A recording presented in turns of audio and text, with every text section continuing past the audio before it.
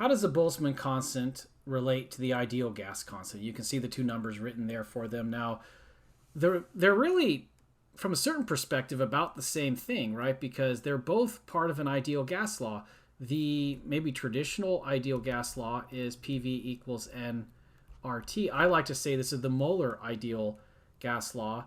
And then there's the non-molar or molecular ideal gas law, or you could even say maybe microscopic perspective. That's what I like to say. I don't know if that's really proper terminology, of PV equals N KT. So one way to understand these two is to recognize that if I want to calculate what capital N, the number of molecules, is based on lowercase n, the number of moles, I would take lowercase n and multiply by Avogadro's number. So 6.02 times 10 to the 23. If I look at these two ideal gas laws, they both have PV on the left side, right? So pressure times volume.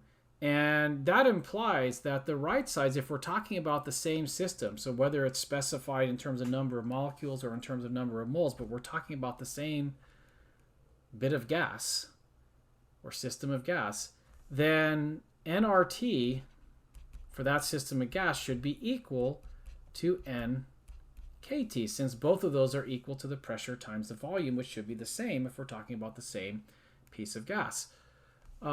So this should allow me, I can cancel off, I think, these temperatures, but should allow me to get a relationship between these two constants. In other words, maybe I could just solve for the Boltzmann constant and say, okay, so K, oops, that's maybe too big a K. It's supposed to be a lowercase k. So the Boltzmann constant K would be equal to N times R over N, but I said that capital N is equal to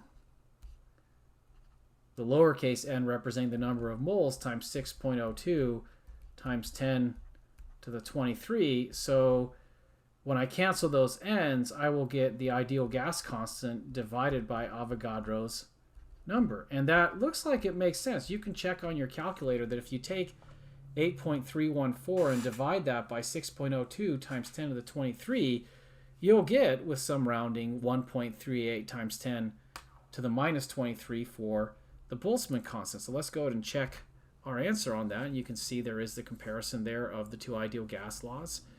And really what this is about is, what does the N mean, right? It just said that therefore the relationship is NK is equal to NR. That's kind of similar to what I did on this line here. K is therefore equal to N over N times R. I think it skipped maybe a few steps a little differently than the way I did it, but ultimately wound up at the same result.